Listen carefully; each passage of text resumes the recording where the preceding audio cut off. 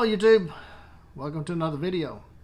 Forgive how I look. I know I look filthy. I probably am. That's alright. I've been working in the shop since about, well, I was up at 4:30, so probably about 5:36. I thought maybe I'd let you guys kind of give you an update on this coronavirus 19 or COVID-19 or whatever they want to call it, and how it's affecting the shop. It's really not. Not at this point, but there are some steps and precautions that I'm taking, and I wanted to give you guys an idea and just kind of give you a heads up of what I'm doing. I am procuring enough material. I've already got the material to finish out whatever's been ordered. I've got the blazes for the next monthly special of Blackbirds. I got those done, and all the wholesale orders. I got all the blanks that is in the shop or being water jetted tomorrow for all of those. So I have all the steel and everything I need for all that, and all the custom orders and all this other stuff. So I have enough materials. I've ordered 4 times the amount of leather I need. I've got sand belts. I got about $4,000 worth of sand belts. So I've got enough materials in the shop to last me for at least 2 months. And so, yeah, I mean, we're talking $10,000 worth of material in 2 months. So, I mean, you know, it's when you're producing as many knives as we are, probably on average, right around 20 to 30. There's a couple of weeks we send out 60 each week. So we're putting some knives out in the mail. And when you're doing that, there's a lot of cost associated with it. The only thing that really I'm not sure about is the liquid nitrogen, and I have to have that to heat treat. So the place I get that is like 50 miles north of me, and so I don't know how that's going to work out. It's at a guy's house, but again, you know, you don't want to be out on the road if there's going to be roadblocks and everything else. So I don't know what's coming, so I'm trying to prepare as much as I can for every scenario that I can think of, and that's the only thing that I don't really have any control over. But I am going tomorrow, and I've got both of my large tanks that I'm taking with me, and I'm going to fill those up, and so that should last me at least through 2 to 3 weeks of hard heat treating. So I should be able to get probably around 80 or 90 blades out of that. So anyway, so I am looking ahead. I am preparing for this because, I mean, I think that this is just the beginning. I think, you know, once they start testing people, it's gonna the numbers is just gonna escalate. They're starting to close down restaurants and gyms and things like that in Texas. They've already done it in other places. And I think that that's just the beginning. So I wanted to kind of give you guys an idea of what I've done personally as well. And I've always been, not really a prepper, but I've always had things stored away because, I mean, you know, we may be without power or without anything for 2 or 3 weeks because of ice storms or hurricanes or tornadoes or a lot of that stuff because, you know, where I live. So we're always prepared for something like that. So I have enough food stored and water storage. That's another thing, is how are you going to get water? Because if power goes out, those pumps stop. So you're not going to get water in your house. You will have some residual water in water tanks and stuff like that, but you really need some way to get water if you don't have it stored in bottles or something. So that is a main thing.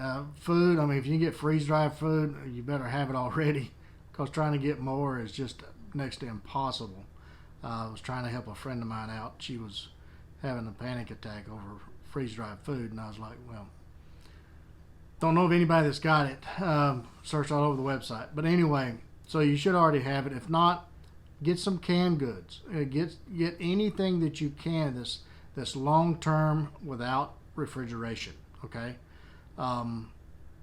so keep some cash on hand as much as possible. I know it's difficult to put enough aside to to pay your bills for any length of time, but put as much as you can aside, because the banks may shut down for a little while. I know I got a contact from my bank this morning that their lobbies were being closed, that they were doing everything off of the internet and Windows, and I don't even know how long the Windows will be available. So plan for the worst and hope and pray for the best. That's the best thing that I can think of. Think about the Western movies. You remember watching Gunsmoke, how those folks lived?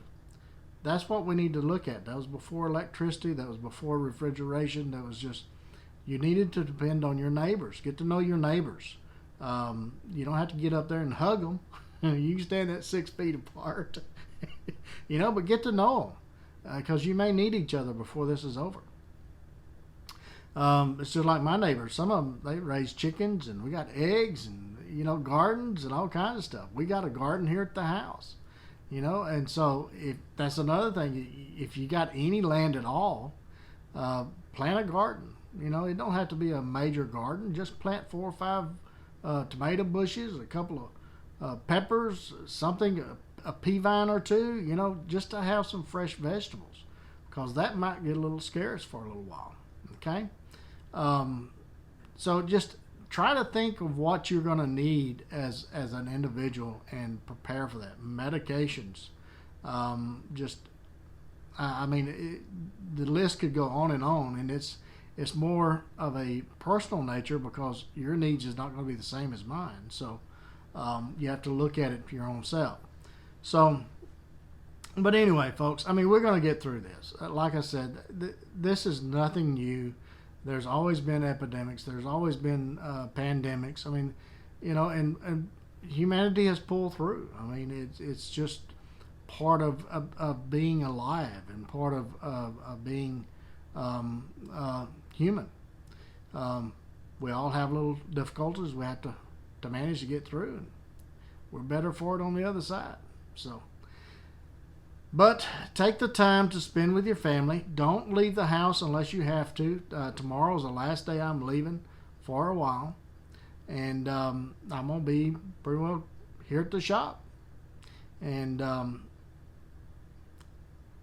if you can, get it on the lake. Go camping with your family. Spend some quality time with them.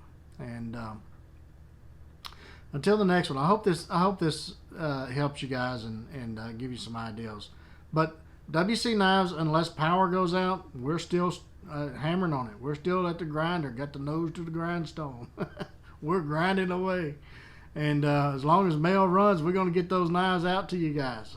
So if the mail stops for any reason, then I will let you know. But if you have a knife on order with WC Knives, you will get it. Okay? It may be after this calms down a little bit. It may be after the 90 to 120 days. But you will get your order, okay? So don't worry about that. Just take care of your family and take care of your friends and take care of yourself. Love each other. And don't worry about this other stuff. We'll catch you guys again soon. Get a backyard whittle on a stick. Be sure and take a child with you. Get the opportunity. I know they're already home now, so get them out there with you and teach them how to use a knife. And till the next one.